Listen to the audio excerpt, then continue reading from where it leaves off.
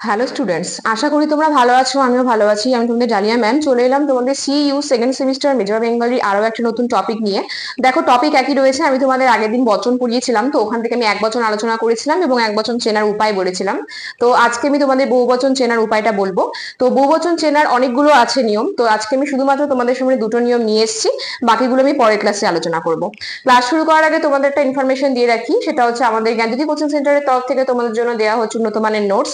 তোমাদের যাদের সিলেবাস কেন্দ্রিক নোটস লাগবে তারা অবশ্যই আমাদের সঙ্গে যোগাযোগ করো, আমাদের সেন্টারের সঙ্গে যোগাযোগ করো।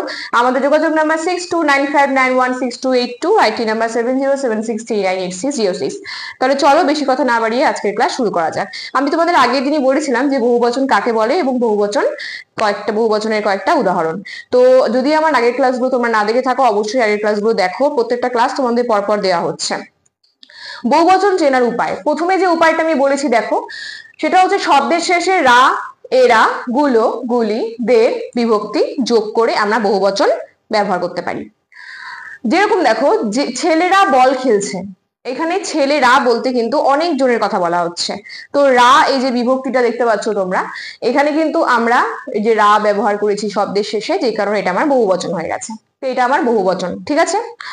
আমগুলো রাজশাহী থেকে এসেছে, আম নয় আমগুলো, তাহলে এখানে আমি গুলো ব্যবহার করেছি, যার ফলে কিন্তু এটা আমার হয়ে গেছে বহুবচন। এছাড়া আমি আরো বলছি, মনে করো এখানে দের কথাটা আছে, ছেলেদের, মেয়েদের, অর্থাৎ এখানে একটা মেয়ে বা একটা ছেলেকে বোঝাচ্ছে না, অনেকগুলো ছেলে মেয়ের দলকে বোঝাচ্ছে, তাই না? তাহলে এইভাবে আমরা কিন্তু বহুবচন প্রয়োগ করতে পারি। এবার দ্বিতীয় যে নিয়মটা আছে দেখো, শব্দের শেষে, এটাও কিন্তু শব্দের শেষেই বসাতে হবে। শব্দের শেষে গণ, বৃন্দ, বর্গ, কুল, মণ্ডলী, ঝাঁক, দল, সমূহ, পুঞ্জ ইত্যাদি সমষ্টিবাচক শব্দ যোগে বহুবচন হতে পারে। যেরকম দেখো, আমি এখানে উদাহরণ দিয়েছি, শিশুগণ দেয় মন নিজ নিজ পাঠে। শিশুগণ, এই যে গণ যে রয়েছে কথাটি, এই গণ পদটির দ্বারা কিন্তু আমরা বুঝতে পারছি যে এটা একটা বহুবচন পদ, ঠিক আছে। এর দ্বারা কিন্তু আমরা বুঝতে পারছি যে এটা একটা বহুবচন, এটা এক বচন নয়। এখানে কিন্তু শিশু নয়, শিশুগণ, অর্থাৎ অনেকগুলো শিশুর কথা বলা হচ্ছে। প্রত্যেকটা শিশু মিলে নিজ নিজ পাঠে মন দিয়েছে।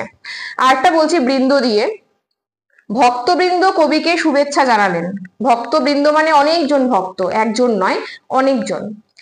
আরো ধরে রাখো, এখানে রয়েছে ঝাঁক কথাটা, মনে করো বললাম পাখির ঝাঁক আকাশ দিয়ে উড়ে যাচ্ছে।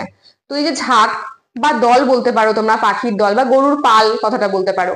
তো এই যে শব্দগুলো আমি তোমাদের সামনে বলছি, যেগুলো শব্দের শেষে উচ্চারণ করছি আমি বিভক্তি যোগে বা নির্দেশক যোগে, তো এগুলোকেই বলা হচ্ছে বহুবচন পদ, ঠিক আছে। এইভাবে কিন্তু আমরা এই পদগুলো বসিয়ে শব্দের শেষে আমরা কি করতে পারি, আমরা সমষ্টিবাচক পদ বসিয়ে বহুবচন বানিয়ে ফেলতে পারি। তাহলে এক বচন এবং বহুবচন চেনার উপায় কিন্তু আমি তোমাদের বলে দিলাম, যে বহুবচন চেনার এখানে দুটো উপায় আমি বলে দিয়েছি। তোমরা কোন শব্দগুলো দেখে বুঝতে পারবে যে এগুলো বহুবচন পদ। এই দুটো বাদ দিয়ে আরো তিনটে তোমাদের নিয়ম রয়েছে বহুবচন পদ চেনার, সেগুলো আরো ইন্টারেস্টিং। আমি সেগুলো তোমাদের পরের দিন আলোচনা করছি। তো যারা আমার নিয়মিত ক্লাস দেখছো CU second semester major Bengali, তাদের প্রত্যেককে বলছি, যদি তোমাদের আমার ক্লাস ভালো লেগে থাকে অবশ্যই একটা লাইক কমেন্ট শেয়ার করে আমার পাশে থেকো, এবং যে চ্যানেল থেকে ভিডিওটি দেখছো সেই চ্যানেলটা সাবস্ক্রাইব করতে কিন্তু একেবারেই ভুলো না, কারণ তোমাদের এই সিলেবাসের যা কিছু টপিক রয়েছে প্রত্যেকটা টপিক পরপর আলোচনা করা হচ্ছে, তাই সময় নষ্ট করো না। যদি তোমাদের নোটসের প্রয়োজন হয় অবশ্যই আমাদের সেন্টারের সঙ্গে যোগাযোগ করে তোমরা নোটস নিয়ে পড়া শুরু করে দাও। তাহলে আজকের ক্লাস এত পর্যন্তই, দেখা হচ্ছে নেক্সট ক্লাসে আরো একটি নতুন ভিডিও নিয়ে। সুস্থ থাকো, ভালো থাকো, আমাদের চ্যানেলকে ভালোবেসে আমাদের সাথে থাকো। ধন্যবাদ।